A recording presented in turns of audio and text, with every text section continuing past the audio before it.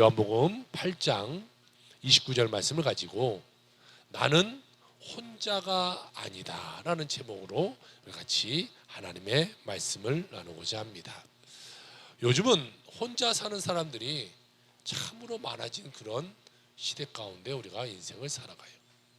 TV 프로그램에도 봐도 나는 혼자가 아니다, 혼자 사는 사람들 이야기를 많이 해주는 것을 봐요. 작년 12월에 인구주택 총조사를 보니까요, 2022년 1인 가구를 조사해 보니까 750만 2천 가구에 한 사람씩만 살고 있다는 거예요.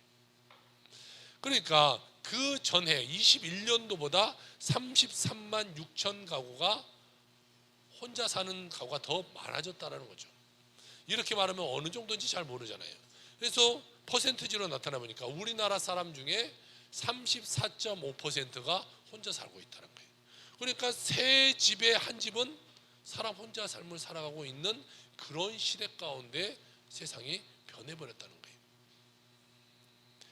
자, 이처럼 이제는 우리나라는요, 혼자 살아가는 것이 그냥 당연시 되는 그러한 사회가 되어버렸어요.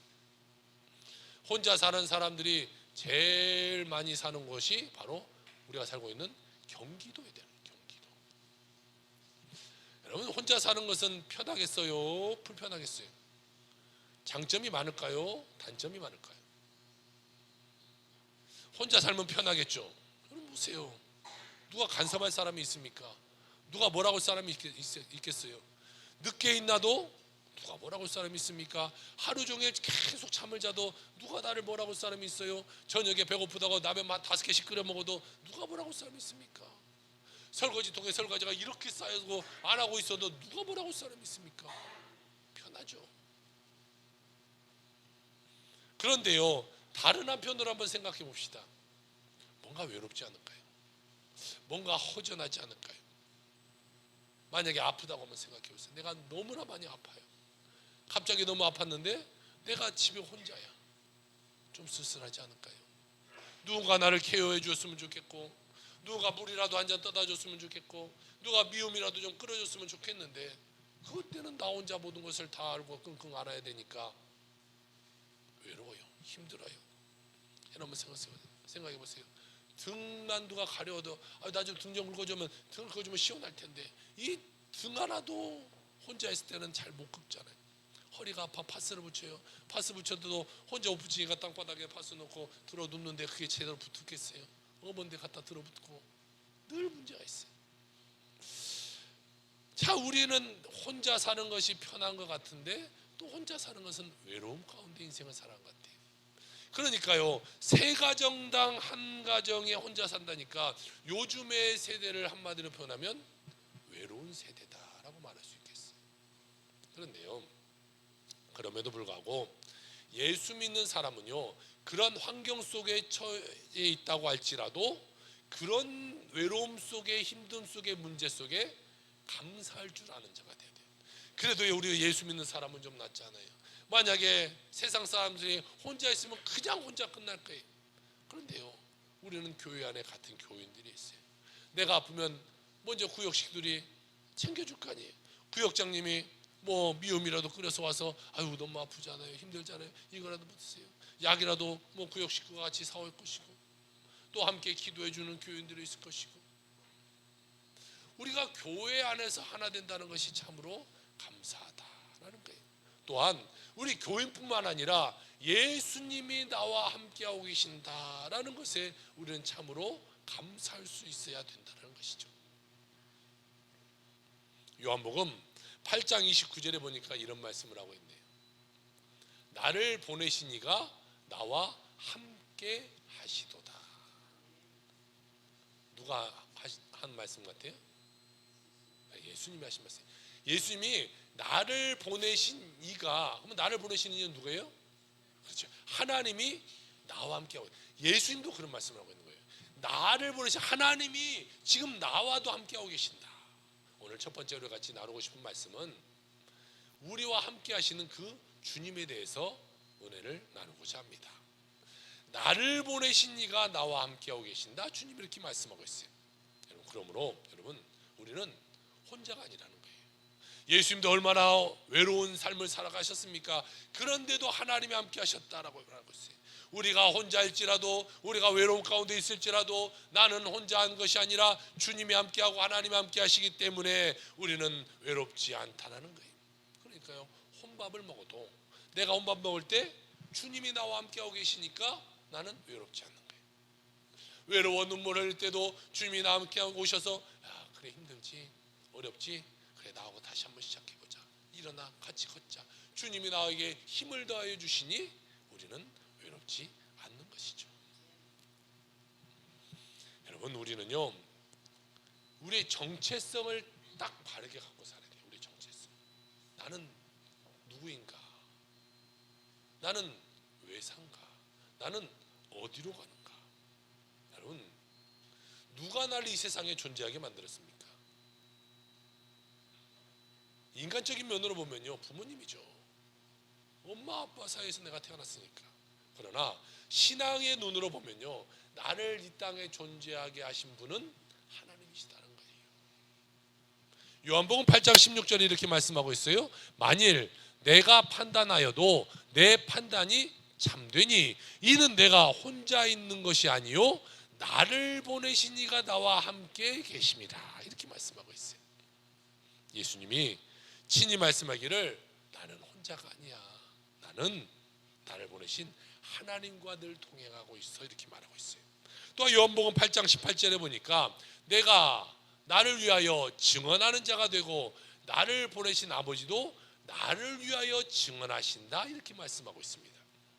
예수님은 하나님이 자신을 이 땅에 보내신 것과 하나님의 사명을 받은 증인으로 내가 무엇을 감당해야 되는가, 이것을 잘 알고 계셨던 분이에요.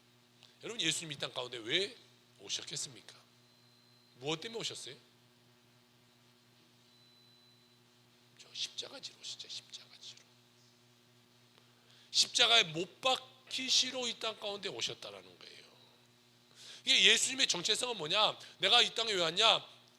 십자가에 못 박히러. 그러니까 예수님의 모든 삶을 보세요. 그것이 어디로 향해 있어요? 늘 십자가. 그러니까 자기가 이 땅에 온 이유도, 살아가는 이유도, 죽어야 될 이유도 다 십자가이니까요, 십자가를 묵묵히 질 수 있는 거예요. 그것을 생각하지 않았는데 갑자기 십자가를 지면 어떡하겠어요? 원망 불평이 나올 수밖에 없겠죠. 우리 삶도 마찬가지입니다. 나의 아이덴티티가 정확해야 돼요. 내 정체성이 무엇인가가 정확하게 바뀌어 있어야 내 삶이 어디로 가는지를 알게 되는 거죠. 여러분, 지금 우리가 여기까지 어떻게 왔냐라는 거예요. 우리가 어떻게 살아왔냐라는 거예요. 주님이 나를 지금 이것까지 인도하여 주셨는데 나의 지금 믿음의 현 주소는 지금 어디에 있냐라는 거죠.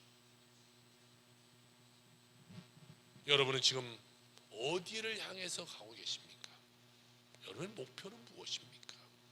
2024년 어떠한 꿈을 가지고 지금 살고 계십니까? 여러분이 이루기를 원하는 것이 무엇입니까? 한번 생각해 봐야 돼요. 나는 돈을 많이 버는 것이 꿈이에요. 나는 2024년에는 내가 그냥 많이 놀러 다니고 많이 이렇게 하는 것이 내 꿈이야. 여러분은 우리가 지금 왜 살아가고 있는가를 잘 알아야 똑바로의 삶을 살아갈 수 있어요. 우리 이 땅에 돈 벌러 왔습니까? 우리 이 땅에 명예 높아지려 왔습니까? 하나님이 우리를 왜 이 땅 가운데 보내셨냐라는 것을 우리가 생각해 봐야 돼요. 여러분, 이 질문에 우리가 분명한 답을 할 수 있어야 돼요. 나를 부르시고 여기까지 인도하시는 분은 하나님이시다라는 것을 분명히 믿고 그 하나님께 목적 걸고 살아가는 인생이 되어야 되는 것이에요. 그래서 2024년에 내 삶이요, 하나님 우선주의의 삶을 살아가야 돼요. 세상의 일이 있어요, 하나님의 일이 있어요. 우리가 무엇을 선택해야 돼요? 왜 대답 못 하시는 거예요? 자, 세상의 일이 있습니다, 하나님의 일이 있어요. 뭘 선택해야 돼요? 조금 마음이 안 내켜도 그냥 하나님이라고 해줘야죠. 이때는 교회 안에서도 그렇게 말 못하면 어떡하겠어. 내가 세상에 바쁜 일이 생겼어요. 그런데 오늘이 주일이에요. 교회를 가야 돼요? 세상에 바쁜 일을 쫓아가야 됩니까? 내가 세상에 어떠한 뭐 중요한 사업적인 일이 있어요. 세상을 쫓아가야겠습니까? 주님께 나가야겠습니까? 우리는 이 목표가 분명해야 돼. 나는 하나님이야. 나는 어떠한 일이 있더라도 나는 하나님 우선주의야. 이렇게 삶을 살아갈 때요, 하나님이 그 인생을 축복해 주시지 않겠냐는 거죠. 아니, 나 이번 주 바쁘니까 나 좀 세상 좀 갔다 올게요. 이번 주 나 캠핑 좀 갔다 오고요. 나 이번 주는 좀 어디 좀 갔다 오고 저기 좀 갔다 올게요. 아, 목사님 나 이번 주 바빠서 나 교회 못 가요. 나 이번 주에 조금 아플 것 같아요. 나 못 가요. 그냥 미리 아플 것 같은 거예요. 그냥 막 다. 그렇게 사는 인생 가운데 하나님이 축복해 주시겠냐는 거죠. 여러분 보세요. 학교에 학생이 있다고 생각해 봅시다. 여러분이 오늘은 다 선생님이에요. 학생이 있는데 선생님이 숙제를 내줬는데 숙제도 안 해와. 학교에 등교 시간에 늦게 와. 결석, 꼭 급박하면 결석해. 이런 아이를 여러분이 선생님이라면 솔직히 사랑하겠습니까? 미워하겠습니까? 저 같으면 미워할 것 같아요. 아니, 이 학교에 좀 관심도 없고 숙제도 안 하고 반분위기 들고 늘 문제 가운데 있고 그런 아이가 뭐 얼마나 아프겠습니까? 자기 자녀가 잘못해도 때로는 미운데요, 남의 자녀가 그러면 미웃기도 하겠죠. 하나님 입장에서 한번 여러분 생각해 보자고요. 여러분이 하나님이에요. 세상과 교회 가운데 세상 선택해서 나가고요, 교회 늘 지각하면서 오고요, 삑하면 교회 안 나오고 뭐 다른 거 바쁘다 저거 바쁘다 다른 것에 우선순위를 갖고 살아가는 그 사람을 하나님이 축복해 주시겠냐는 거죠. 저 같으면요, 제가 하나님이라면요 절대 그 사람 축복해 주지 않을 것 같아요. 정말 열심히 하고 하나님 위해서 목숨 걸고 충성하고 봉사하고 모든 삶이 하나님께 나아가는 그 삶 가운데 살아가는 사람을 하나님이 축복해 주지 않겠냐라는 거죠.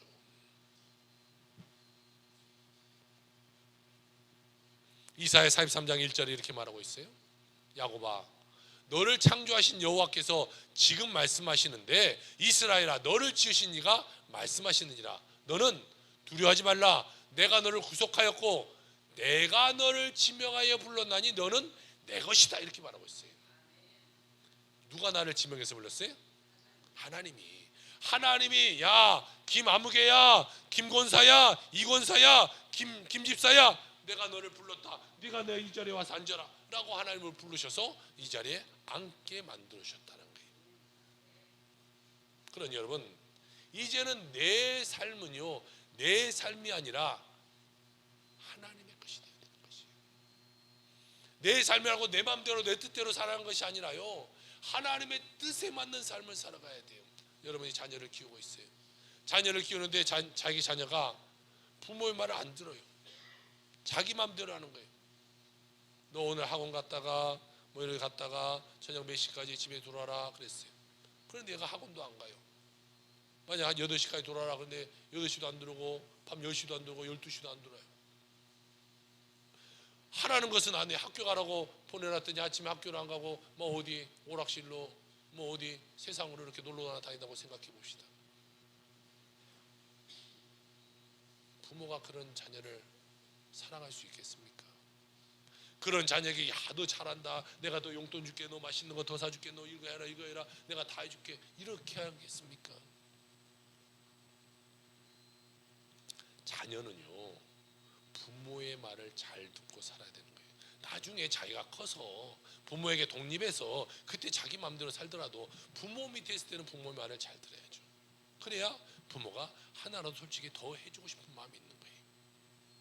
우리가 하나님의 자녀면요, 하나님의 말씀을 듣고 살아가는 자녀가 되어야 돼요. 말씀 가운데 이렇게 살아라 저렇게 살아라 알려줬는데 그렇게 살자고, 아니 생각해보니까 오늘은 내가 이게 더 중요해 저게 더 중요해 이거 저거 그것을 선택해서 나가는 자에게 하나님이 축복해 주시겠냐는 거죠. 자녀를 키울 때 부모는 많이 속상해요. 아, 얘가 왜 그럴까 제가 왜 그럴까. 그런데요, 내가 하나님의 자녀로서의 삶을 별로 생각하지 않고 살아가는 거예요. 그냥 내 뜻대로 하는 거예요. 내 뜻대로, 내 마음대로. 그러면서 하나님 이거 해주세요 저거 해주세요 저거 해주세요. 하나님께 소원하는 것은 너무나도 또 많아요. 그런 모습 가운데 하나님이 보실 때 무엇라 하시겠냐는 거. 무엇라. 여러분이 하나님은 그런 자의 기도를 들어주시겠냐는 거예요. 아니 너는 내 말대로 살지도 않고 네 맘대로 살다가 문제 당하고 어려움 당하니 이제 와서 나한테 도와주려고 하면 내가 어떻게 하냐, 내가 어떡하냐.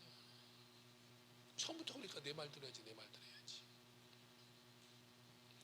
주님이 우리를 택하시고 부르셔서 각자의 사명을 다 주셨어요. 그리고 사명 주시고 그냥 네 맘대로 살아라가 아니라 사명 주신 나에게 다가와서 하나님이 나와 함께 하시고 그 사명을 이룰 수 있도록 나에게 힘을 더하여 주시게 된다는 거죠. 부모가 자기 자녀 넣어놓고 그냥 너 알아서 살아, 이런 부모가 어디 있어요? 자녀 낳았으면요 싸매주고 젖도 먹이고 씻기기도 하고 옷도 사서 입히고 간식도 먹이고 뭐 이렇게 다 하는 거예요. 부모가 잘 우리를 키워줬기 때문에 여러분 우리가 지금 이렇게 잘 살아있죠. 부모가 낳자마자 날 버렸다고 한번 생각해 봅시다. 우리가 그렇게 잘 살아갈 수가 없어요. 하나님도 마찬가지인 거예요. 하나님이 우리를 그냥 부르시고 하나님이 우리에게 사명 주시고 그 다음에 우리를 버려두셨으면 우리가 잘 살아갈 수 없다는 거예요. 하나님 우리를 입히시고 싸매시고 도와주셨기 때문에 우리가 오늘 이 자리에서 예수 믿고 하나님의 구원받아 살아가는 존재가 되었다는 것이죠. 우리 각자에게 하나님은요 사명이라는 것을 다 줬어요. 다 사명을 줬어요. 그래서 우리는 그 사명이 무엇인지를 깨달아야 되고 그리고 그 사명 따라 주님의 영광 위에서 살아가는 자가 되어야 될 줄로 믿습니다. 나 자신 위해 살면요 허무해요. 뭐가 남아요? 나 자신 위해 살면요 지쳐요, 피곤해요, 상처 투성이밖에 안 돼요. 그런 인간적인 모습으로 세상을 살아가는 거예요. 그러나 주님 중심으로 살아간다고 생각합시다. 때로는 힘들 수 있어요. 때로는 어려울 수 있어요. 그렇지만 주님이 주시는 기쁨이 있고 주님이 주시는 은혜가 있고 주님이 주시는 축복이 있어서 우리의 삶은요 풍성하게 살아갈 수 있다는 거예요. 내가 생각하지 못하는 그 이상의 것을 가지고 우리가 인생을 살아갈 수 있게 되는 것입니다. 여러분 오직 하나님의 말씀 가운데 충성하며 살아가는 여러분의 삶이 되시길 주 여러분을 축복합니다. 두 번째로는 성경은 말씀하고 있기를 주님이 기뻐하시는 일을 해야 된다고 우리에게 말씀하고 있는 거예요. 여러분 우리가 이왕 한 번 사는 인생 아닙니까? 이왕 한 번 사는 인생 하나님의 뜻 가운데 주님이 기뻐하시는 그런 삶을 살아가는 자가 되길 주 여러분 축복합니다. 자녀는요 부모의 기쁨이 돼야 돼요. 자녀를 볼 때 기쁘고 정말 얘가 빨리 커서 훌륭한 사람이 되고 얘가 좀 어떻게 될까 기대하는 그런 기대 심리가 자녀에게 있어야죠. 맨날 사고만 치고 오고 문제 가운데 오고 있고 집에는 안 들어오고 있고 하지 말라는 짓은 다 하고 있고 그런 자녀를 보면 부모가 무슨 기대가 되겠어요. 우리 아이들은 엄마 아빠를 기쁘게 하는 자녀가 돼야 돼. 그렇게 하자 얘들아. 왜 대답 안 해? 아이들만 대답합시다. 부모님을 기쁘게 하는 자녀가 됩시다. 자, 여러분 틀렸어요. 자녀 잘못 키운 것 같아. 보니까 상당히 잘못 키운 것 같아. 대답 안 해.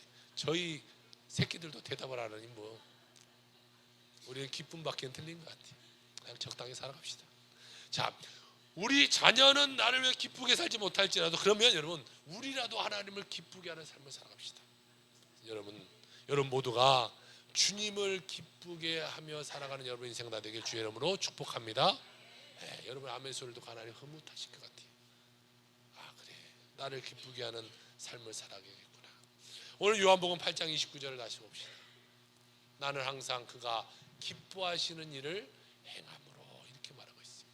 여러분 우리는요 삶의 목표가 뭐였냐면요 하나님이 기뻐하시는 일, 이것이 삶의 목표가 돼야 돼요.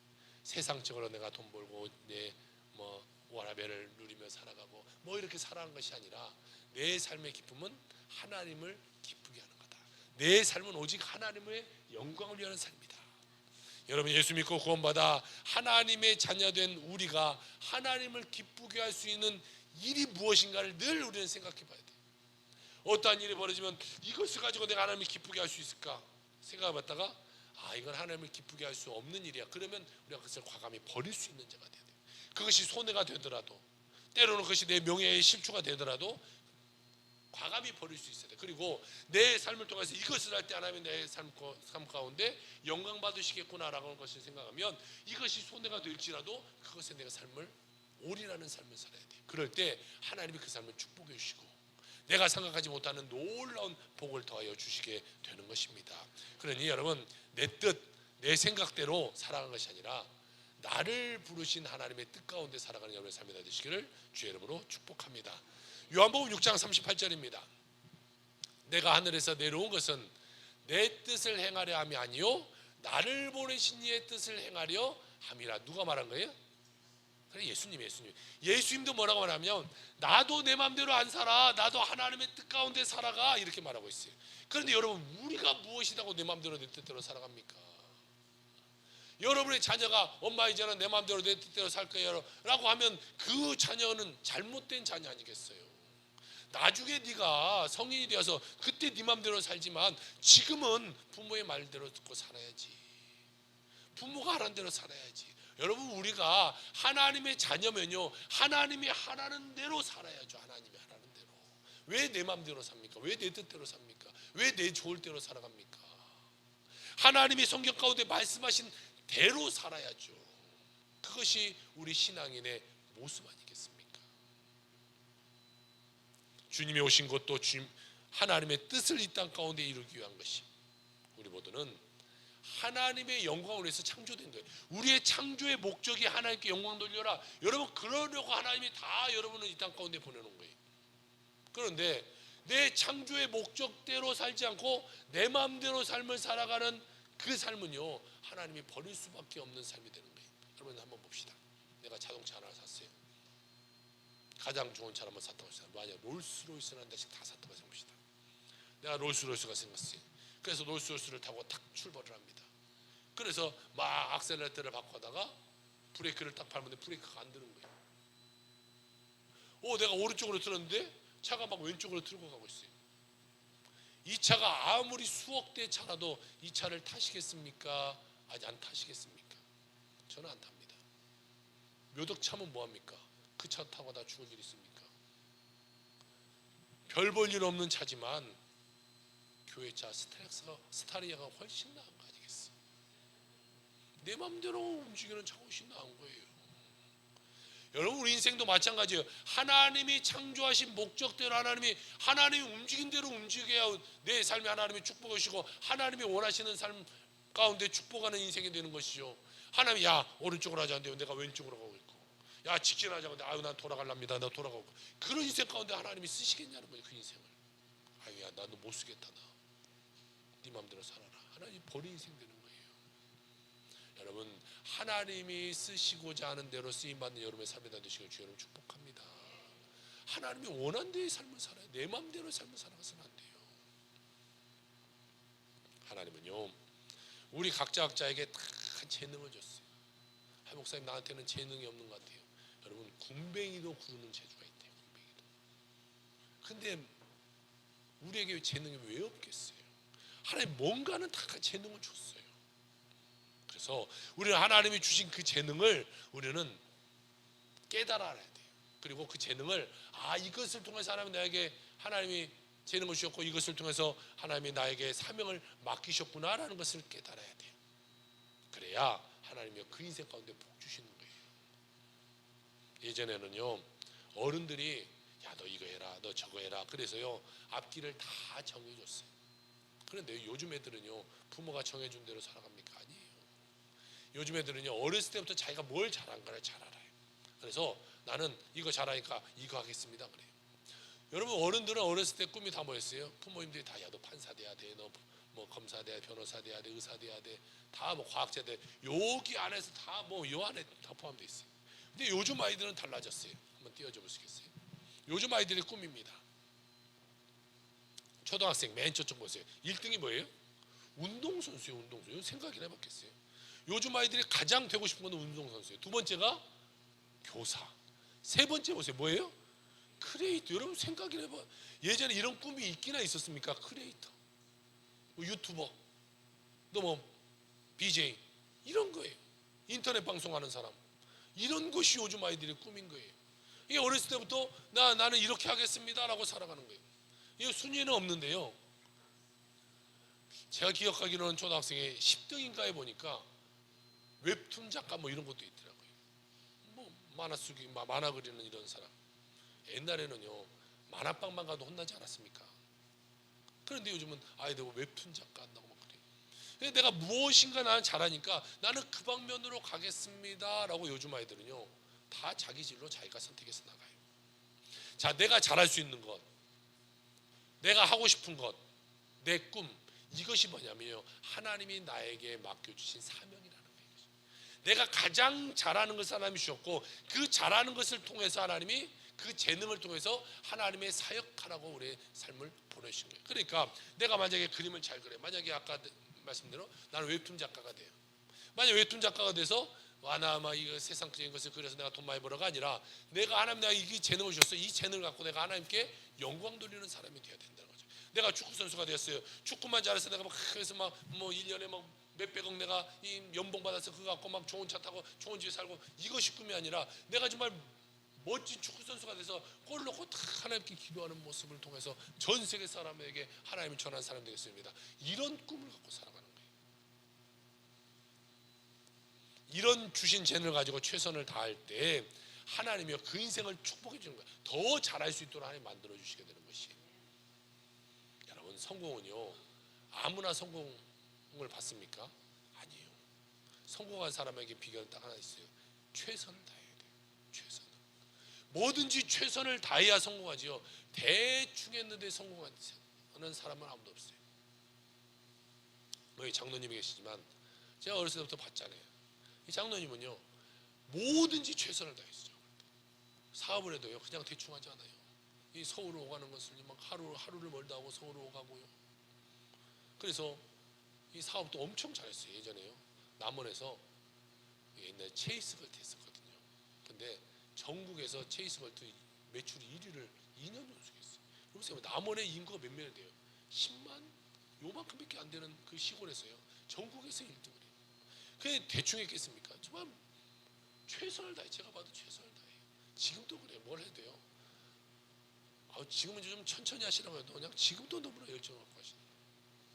여러분 우리 인생 가운데 성공한 사람은 그냥 성공하지 않아요. 최선을 다해야 돼요. 우리 아이들도 마찬가지예요. 공부하는 것도 최선을 다해야 되고 내가 운동하는 것에 내가 자신 있어요. 그것을 최선을 다해야 훌륭한 운동선수가 되는 것이고요. 그림 그리는 것도 재능이 있어요. 재능만 갖고 있는 것이 아니라 그래서 내가 최선을 갖고 내가 해야 그 가운데 내가 성공하는 인생이 되는 거예요. 최선하지 않은 자는요 반드시 성공하지 못하게 되는 거예요. 그러니까 최선을 다하는 자에게 하나님의 복을 더하시고 풍성한 은혜를 더하여 주신 것을 믿으시기 주여 축복합니다. 우리 모두는요 하나님을 기쁘게 하는 믿음의 삶을 살아가야 돼요. 우리 주님을 기쁘게 하는 삶을 살아가게 될 때 그때에 하나님이 우리의 기도를 들어주시는 거예요. 그냥 맹목적으로 기도한다고 들어줍니까? 여러분 보세요. 자녀가 엄마 나 이제 겨울인데 저 뭐 올해는 이제 쇼파카가 또 유행했대요. 엄마 나 쇼파카 하나 사주십시오. 작년에는 롱파카가 유행했어요. 이러면 유행이 왜 이렇게 잘 바뀐지 모르겠어요 도대체. 그 유행은 누가 말하는지 좀 모르겠어요. 일률적으로 너무 어떻게 그렇게 똑같은지 모르겠어요. 아이들 보세요 여러분. 요즘 중학생도 고등학생도 보세요. 다 요즘 다 쇼파카 입거든요. 작년에 다 또 농파카 입었잖아요. 부모들만 죽어나는 거예요. 또 애들이 그냥 아무거나 써준 데가 있습니까? 다 메이커 사다 세이커. 요즘 메이커라고 안 한다고 뭐라고 그래? 브랜드 사줘야 다 브랜드. 아무거나 안 입어요. 창피하다고 안 입어요. 막 뭐 아이더 뭐 이런 거. 또 뭐 있어요?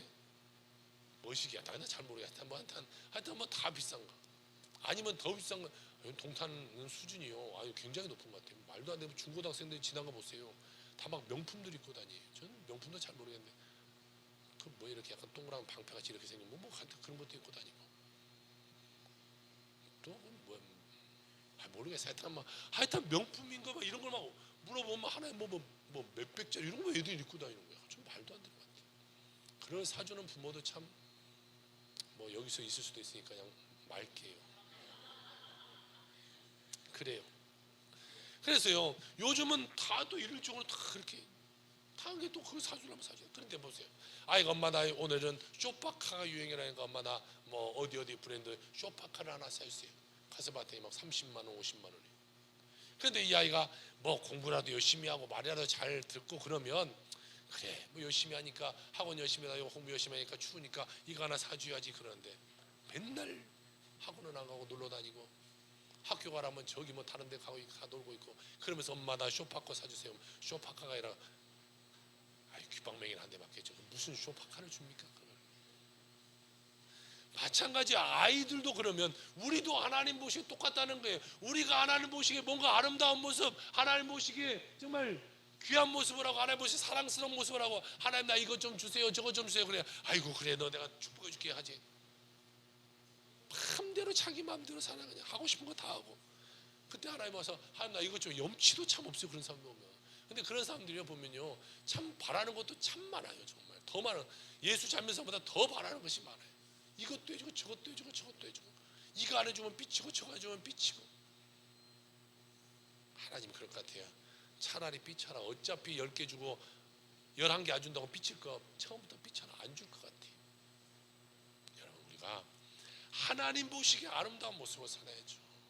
하나님 보시기에 정말 충성된 모습, 하나님 보시기에 헌신된 모습, 뭐 그런 모습을 보면서 하나님 나 이거 필요합니다 도와주세요. 아유 그래 그것만 필요하냐? 이거 아니야, 하나 더 파카만 사, 야 바지까지 사. 막 그렇게 하나님이 그렇게 더 주시기는 거 아니겠냐는 거죠. 우리 모두는요 무엇을 하든지 주님의 영광을 위해 살아가는 여러분의 삶이 되시길 저는 축복합니다. 오늘 세 번째로 성경은 우리에게 말씀하고 있기를 하나님 우리를요 혼자 두지 않는다라는 거죠. 자, 부모가 자녀를 낳았어요. 자녀를 낳아놓고 야 이제 너 내가 낳았으니까 너 오늘부터 혼자 살아, 그렇게 하잖아요. 부모가 자녀를 낳으면요 젖도 먹이고만 다 키우고 다 키워요. 하나님도 우리를 이 땅 가운데 보내시고 재능 줘놓고 이제 재능대로 살아라가 아니에요.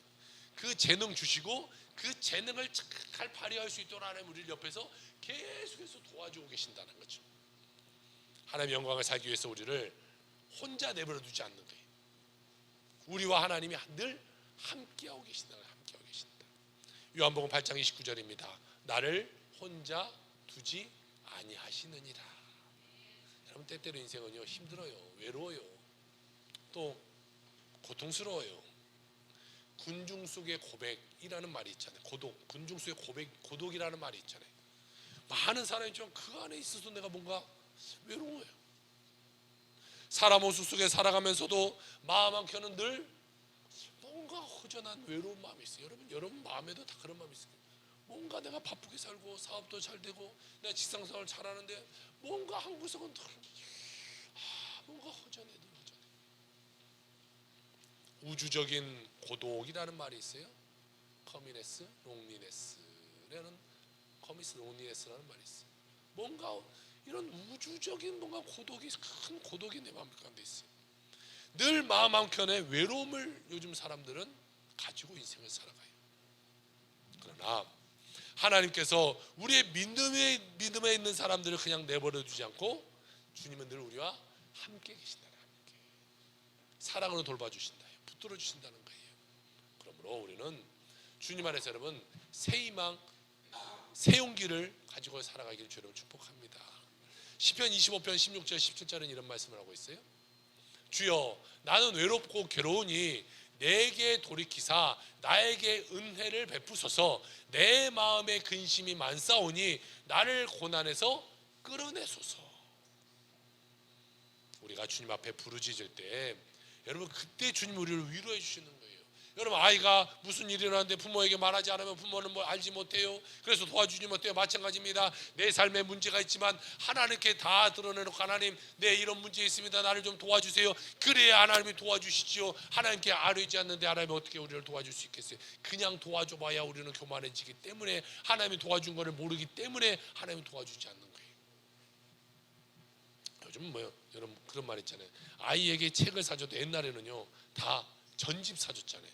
뭐 인물 대백과 막 50권 막 이렇게 사줬어요. 근데 요즘은 책 그렇게 사주지 말라고 하잖아요. 한 권씩 사주게.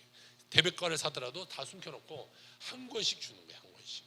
그래 아이가 이것에 감사해서 이 책을 열심히 읽으면 그 다음 책을 주는 거예요. 그런데 한 번에 50권 다 갖다 줘보세요. 읽고 싶은 마음이 생기겠어요, 안 생기겠어요? 저 같아도 안 생길 것 같아요. 하나씩. 자, 우리가 하나님이 우리 삶 가운데 그냥 내버려주지 않고 하나님이 하나씩 축복도 해줘요. 야, 너 이것도, 그래 이것도. 우리가 구할 때마다 하나님이 주실 때 우리가 그때 아유 하나님 감사합니다 감사합니다 감사합니다 그러죠. 한 번에 팍 주면 우리가 감사할 것 같아도 절대 우리는 감사하지 않아요. 여러분 모두가 외로움 가운데서 벗어나서 하나님과 동행함에 늘 기쁨으로 살아가는 여러분의 삶이 되시길 주의 이름으로 축복합니다. 아멘. 이 미국의 존스 홉킨스 대학, 발음도 잘 안 돼요. 존스 홉킨스 대학의 의과대학 소아과 정신과 의사인 이 지나영이라는 교수님이에요. 얼마 전에 TV 통해서 보신 분도 있을 거예요. 요즘 일타 강사 뭐 이런 프로그램이 굉장히 유명하고 있는데 일타 강사에서 나와서 한번 강의를 했던 분이에요. 이분은 대구에서 태어났는데요. 부모님이 봉제 공장에서 두 분 다 일하는 그런 부모 가운데 태어났어요. 봉제 공장에서 일하다 보니까 집이 가난할 수밖에 없었겠어요. 그래서 둘째 딸로 태어났는데요. 사실 이 부모는 가난하다 보니까 둘째를 낳고 싶은 마음이 없었어요. 그런데 아이가 생기다 보니까 낳았는데 또 태어나서 보니까 아빠가 보니까 여자아이가, 옛날에는 좀 그런 게 있었잖아요. 남자 여자 가렸잖아요. 그래서 여자아이라고 그랬어요. 출생신고를 해주지 않았어요. 무려 4살 때까지. 이게 아이가 무호적자였어요. 그냥. 그리고 겨우겨우 4살 때 아이의 출생신고가 됩니다. 정말 가난하고 어렵게 자란 사람이었어요. 또 이분의 이 이야기를 들어보니까 어렸을 때요 ADHD 이것을 알았다고 해요. 그런 좀 약간 어려움을 갖고 살아가는 가난한 집의 아이였어요. 그런데요 이 아이가 굉장히 똑똑했어요. 공부를 엄청 잘합니다. 그래서요 대구 카톨릭 의과대학을 들어갑니다. 대구 카톨릭 의대는 이렇게 생겼습니다. 딱 말하기 전에 탁탁 나와야 되는데 그렇죠? 자, 이 의대를 졸업하고 정신과 레지던트에 지원을 했는데요 떨어져 버렸어요. 그래서 이분이 이제는 내가 재수해서 내가 하기보다는 내가 미국을 가야겠다. 그래서 내가 미국 가서 정신과 의사가 되야겠다라고 생각하고요. 혈혈단신으로 미국에 아는 사람 아무것도 없는데 그냥 자기가 공부하러 미국을 떠납니다. 그분의 이야기로 보니까요. 그냥 나는 맨 땅에 헤딩했습니다. 맨 땅에 헤딩하러 간 거예요.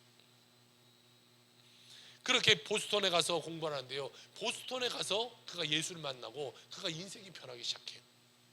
얼마나 공부를 열심히 했는지요. 지금부터 잘 들으세요. 미국 전체 의과 대학생 중에 상위 3%를 들었어요. 뭐 여러분 다 그 이상 공부했으니까 별로 놀라지도 않아요. 한국 사람이요 영어 한마디 하지 못하는 한국 사람이 미국 가서 공부하기 시작해서요 미국 전체의 의대 사람이 얼마나 똑똑한 사람들이에요. 그의 상위 3%인가 여러분 얼마나 똑똑합니까? 그래서요 어디를 갔냐? 하버드 의대를 갔어요. 여러분 다 거기 나왔으니까 별로 놀라지도 않아요. 자, 뇌영상연구소를 거쳤어요. 자, 그 다음에 하버드 의대를 통해서 그 다음에 간 데가 어디냐면 노스캐롤라이나 대학을 갑니다. 여기서 정신과 레지던트 의사로 합격하게 돼요. 여러분 보세요. 언어의 장벽이 있어요. 말 한마디 못했잖아요. 뭐 아무 영어에 대해서 모르는 사람이 그냥 가서요. 그러다 보니까 거기 가서 말을 배워야 되니까 하루 종일 그는 한국말을 이제 하지 않았어요. 나는 하루 내내 영어로만 말하겠다. 그래서 아침 저녁까지 늘 영어로 말하고 늘 발음 연습하고요. 공부를 얼마나 많이 했냐면요. 우리 학생들 잘 들어라. 하루에 14시간씩 공부를 했어요. 그렇게 열심히 공부를 했어요. 아니 14시간이 아니네요. 16시간씩 공부를 했어요. 하루에 공부를 16시간씩. 그래서요. 한국인 최초로 이 존스 홉킨스 대학의 소아정신과 의사가 되었고 19년 동안 미국 의사로 교수로 지금 재직하고 있습니다. 그런데요 2017년 5월입니다. 운전하고 가고 있는데요 갑자기 뭐 몸에 갑자기 아프기 시작해요. 온몸이 너무 쑤셔요. 그래서 막 정신을 못 차리고 막 가서 어떻게 주차한지 모르고 집에 막 벅벅벅 기어 들어갑니다. 그때로부터 온몸에 근육통, 몸살, 오한, 온갖 병이 막 다 찾아오기 시작했어요. 그는요 원래 엄청 건강했던 사람이에요. 원래 공부했던 거 다음 사진 볼까요? 공부했을 때 사진. 이렇게 건강해서 공부도 열심히 하고 외국 친구도 잘 놀았고 또 다음 사진. 자 말도 타고 승마도 하고요. 지금 이 옆에 사진은 뭐냐면요 에베레스트 산 등반했던 사람이에요. 여러분 에베레스트 우리가 다 가봤잖아요. 그렇잖아요. 네팔 에베레스트 안 가본 사람 어디 있습니까? 우리는 다 가봤지만 저분이 그렇게 건강했어요. 에베레스트 산도 올라갈 정도로 건강한 사람이었어요. 그런데